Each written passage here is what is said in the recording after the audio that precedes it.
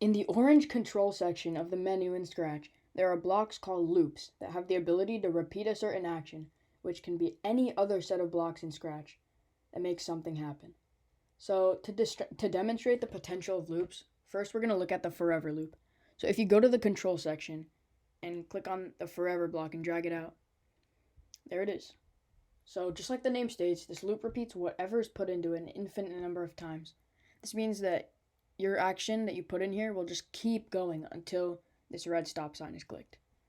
So let's test it out. So forever, we're going to turn 5 degrees. So this means every single time it goes through that loop, it's going to turn 5 more degrees. So theoretically, this should mean that it turns repeatedly and just keeps on going. So let's try it. And there we go. As you can see, it turns and turns and turns without stopping. What if we increase this number? What's going to happen? Well, let's think about it. If we increase this number, every time it goes through this loop, instead of turning 5 degrees, it's going to turn 20. So it should turn faster. And we can see that here. Look how fast it's turning. So now that you guys have some sort of idea of what the forever loop is, let's check out some more loops. So go to control and repeat 10. So you can see that repeating 10 times, because this 10 can be changed to anything. So if we click on it, you can see you can edit it. So now let's do repeat 10 times, move 10 steps, and wait 1 second. And let's change this 10 to 3. And this 10 here to 50. So now it should go. Well, first let's reset the direction from our previous program. Okay, so it should just inch forward, wait, and then go again 3 times. So let's see. Forward, waits, forwards, and waits. So you can see how it just repeated that 3 times. So that really cool mechanic can be used in many different ways. So now that we know a little bit about loops, let's try to create a basic program. Say you were trying to move your sprite in a square. Usually, you would start by going forward and turning, and going forward again, then turning, and going forward again, and then turning. But with the power of loops, we can actually create a loop that does it for us. So forever, move 50 steps, and then we can have it turn. So turn 90 degrees. Now this is all going to happen extremely fast, so we should probably put some weights in between each one so we can see. So look. If we run this program, check out what happens.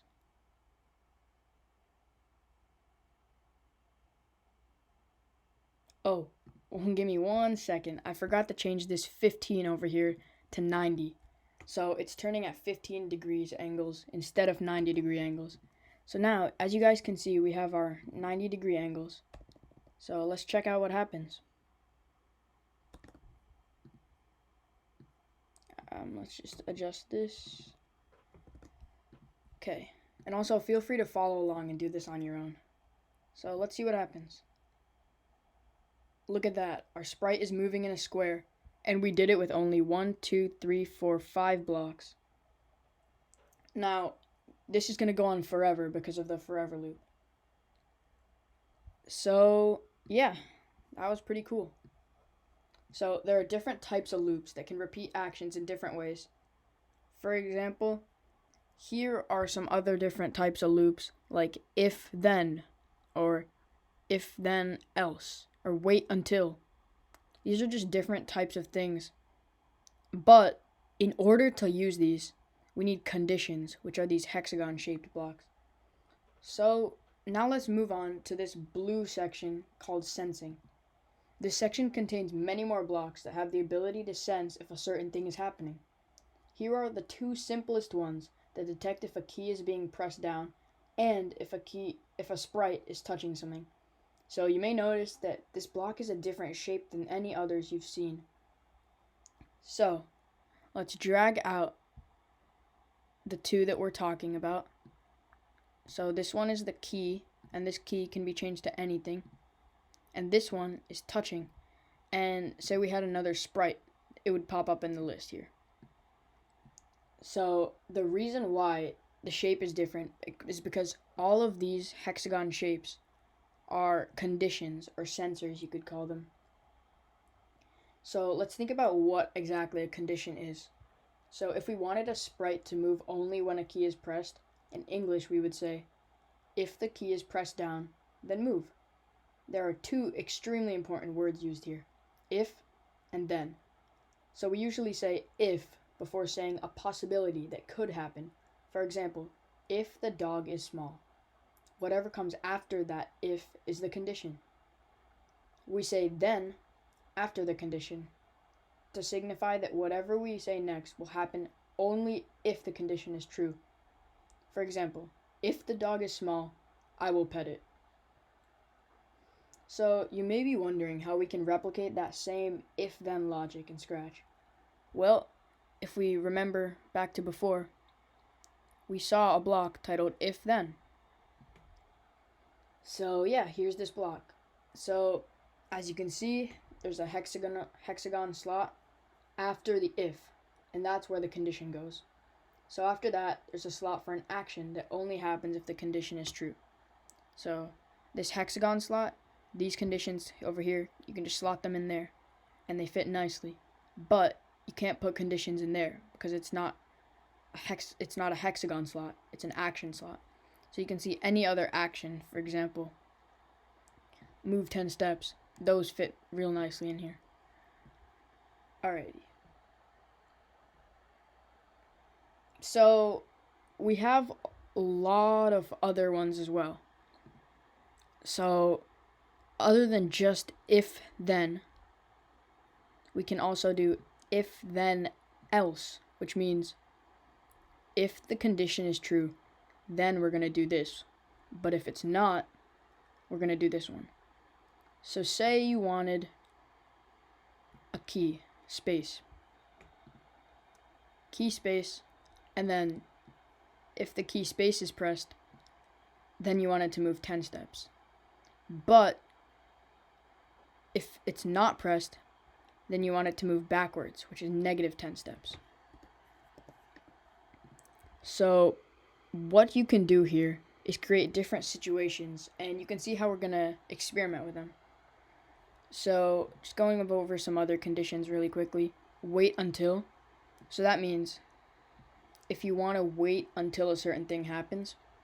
So for example, say you want it to go forward and then wait until a certain thing happens. So maybe you want to go forward 10 steps, wait until the space key is pressed, and then keep going. So we can actually demo that here with the tools that we have. So wait until key space is pressed, then move 100 steps. So you can see we run, nothing happens, and then we can go ahead and press our space bar, our space key, and our thing moves. Very cool. So yeah, those are some of the other ones. Another really important one is repeat until. So when the flag is clicked, you can, instead of waiting until something's pressed and then doing it, you can use the space key to stop it. So repeat this action, move 5 steps until the space key is pressed. So if we move our sprite here, we can see it keeps going, and then when we press our space key, it stops. Neat. So let's get rid of all this clutter. Just drag it into the trash can. Okay, so let's take it back to our example with the sprite. If the key is pressed down, then move. Well, we can take our condition from earlier and combine it with our movement blocks from day one and create this. Seems like a pretty effective way to accomplish what we want. So essentially, we can do what we were just discussing. When the flag is clicked, if key space pressed, then move 10 steps. So this seems pretty nice, but you notice that when we run the program, nothing happens when we touch the spacebar. Let's just get our cat back here. Look, nothing happens. You can hear that I'm clicking the spacebar. Why is that? Well, here's why. The way Scratch works, an if-then statement like this only occurs in the very first instant the program is run. That's why when you hold down the spacebar and press run, the sprite inches forward. So you can see that. Hold down the spacebar and then press run. You can see he's inching forward. Every time you press the green flag, it'll inch forward. But we do not want this. Instead, we want to run the program so that it's checking for the condition every instant, or forever. Hang on, that word seems familiar. So we can go before. If you remember, we went over this forever loop. So if we put all of this code into this forever loop, then forever, if the key space is pressed, then move. So it's constantly checking. So let's try and run it. So we can press the flag. Nothing's happening because the key space isn't pressed. And then you can see when we press the key space, look at that. We can actually control when our sprite moves. So look, I press it, it moves. Cool. So this fixes our problem because instead of only checking for the condition for a moment, it checks every single moment, updating the position of the sprite and checking if the spacebar is pressed repeatedly. So the code should look like this on screen. And yeah, let's expand on this concept in class with your teacher, where you're going to learn to make a controller that can move the sprite in all 4 directions instead of just this one. Alright, thanks for watching. See ya.